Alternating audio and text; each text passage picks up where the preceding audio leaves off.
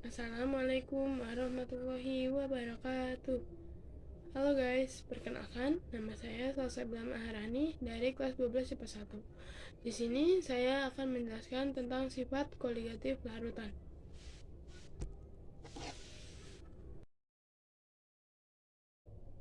Yang pertama, saya akan menjelaskan pengertian sifat koligatif larutan.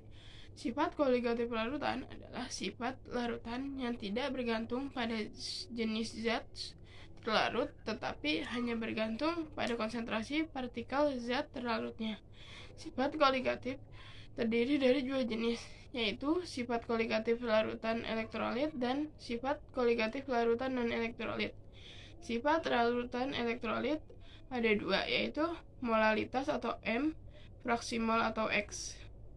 Selanjutnya, saya akan menjelaskan pengertian sifat koligatif larutan non-elektrolit. Selanjutnya, saya akan menjelaskan sifat koligatif larutan non-elektrolit. Larutan non-elektrolit adalah larutan yang zat terlarutnya tidak mengalami penguraian atau ionisasi. Jadi, larutan elektrolit tidak bisa menghasilkan reaksi listrik atau tidak dapat menghantarkan arus listrik. Jika dibandingkan larutan elektrolit dan non-elektrolit dengan konsentrasi yang sama akan memiliki jumlah partikel yang berbeda. Jumlah partikel larutan elektrolit lebih banyak daripada larutan non-elektrolit, sehingga sifat koligatifnya pun akan lebih besar.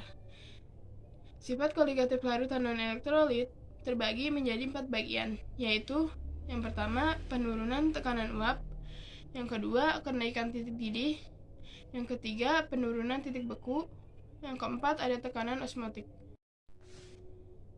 Yang kedua, saya akan menjelaskan materi kenaikan titik didih. Mari kita simak materi berikut ini. Apa itu titik didih? Titik didih adalah suhu di mana tekanan uap suatu cairan sama dengan tekanan udara luar atau tekanan di atas permukaan cairan. Adanya zat terlarut di dalam cairan menyebabkan terjadinya penurunan tekanan uap. Dengan penurunan tekanan uap ini, titik didih larutan menjadi lebih tinggi dari titik pelarut murni. Selisih antara titik didih larutan dengan titik didih pelarutnya disebut dengan kenaikan titik didih atau delta Tb. Dirumuskan sebagai berikut. Delta Tb sama dengan Tb larutan dikurang Tb pelarut. Yang kedua, yaitu ada delta Tb sama dengan molalitas dikali Kb. Di sini juga ada tabel kenaikan titik didih dan ketetapan titik didih beberapa pelarut. Silakan disimak tabel berikut. Rumus kenaikan titik didih yaitu delta Tb sama dengan massa zat pelarut per massa molekul relatif dikali 1000 per massa zat pelarut dikali tetapan titik didih molal. Pertanyaannya yaitu dimasukkan 18 gram glukosa Mr180 ke dalam 1000 ml air. Massa jenis air sama dengan 1 gram per mili. Dan Kb airnya 0,52 Celcius per molal. Tentukan titik didih larutan tersebut. Di sini yang pertama kita menentukan nilai molalitas larutan. Rumusnya yaitu M sama dengan massa glukosa per massa relatif glukosa dikali 1000 per massa pelarut.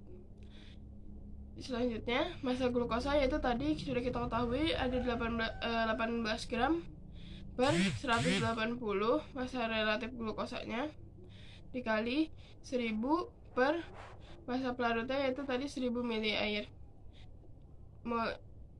Hasilnya sama dengan 0,1 molal.